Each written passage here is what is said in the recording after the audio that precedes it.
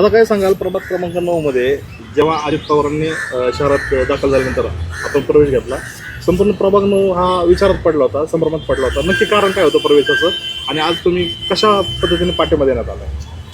आज प्रभाग क्रमांक 9चा मी अधिकृत उमेदवार असताना देखील मी अजितदादांच्या नेतृत्वात प्रवेश केला. त्याचं कारण असं की या शहराला राष्ट्रवादी काँग्रेस पक्षाने घडवलेलं आहे. आदरणीय शरदचंद्रजी पवार साहेब यांच्या मार्गदर्शनात आणि अजितदादांच्या नेतृत्वात हे शहर घडलेलं आहे. अजितदादांच्या नेतृत्वात हे घडलेलं शहर, याचा विकास हा अजितदादांनी केलेला आहे. पण मागच्या काही काळामध्ये भ्रष्टाचारी भाजपची सत्ता आली आणि त्यानंतर ह्या शहरामध्ये लुटीचं राजकारण झालं, या शहरामध्ये फोडाफोडीचं राजकारण झालं, या शहरामध्ये अनेक छापे पडले ते भाजपच्या काळामध्ये.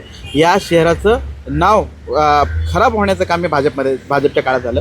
आणि मी मागच्या अनेक काळापासून मी म्हणत होतो की दोन्ही राष्ट्रवादी एकत्र आल्या तर भाजपला आपल्याला बाहेर ठेवता येईल, सत्तेपासून बाहेर ठेवता येईल आणि अजितदादांची सत्ता पुन्हा आणता येईल. म्हणून अजितदादांनी पिंपरी चिंचवड शहरामध्ये पुन्हा सत्ता यावी यासाठी चंग बांधलेला आहे. आणि त्यामध्येच मला असं वाटतं की मी वेगळं लढण्यापेक्षा अजितदादांच्या बरोबर जाणं माझ्यासाठी आत्ता योग्य ठरणार आहे. कारण अजितदादांनी आणि या ठिकाणी महाराष्ट्र विधानसभाचे उपाध्यक्ष अण्णासाहेब बनसोडे असतील, त्याचबरोबर नेते अजितजी गव्हाणे असतील, आमचे नेते राहुलभाऊ भोसले असतील, यांनी पुढाकार घेतला आणि त्यांनी सांगितलं तुम्ही जर आमच्यासोबत आलात तर या ठिकाणी आपण राष्ट्रवादीची सत्ता आणण्यामध्ये एक चांगली भूमिका घेऊ शकतो आणि तुमचा विचार हा पक्ष नक्कीच भविष्यात करेल. म्हणून मी ही भूमिका घेतली आणि मी मला मानणाऱ्या, माझ्यासोबत असणाऱ्या सर्व जनतेचे आभार मानेल की तुम्ही माझ्यावर विश्वास ठेवलेला आहे. आणि मी तुम्हाला नक्कीच आश्वासित करेल की येणाऱ्या काळामध्ये राष्ट्रवादीची सत्ता आल्यानंतर आपल्या प्रभागाचा विकास हा शाश्वत विकास आपण करणार आहोत.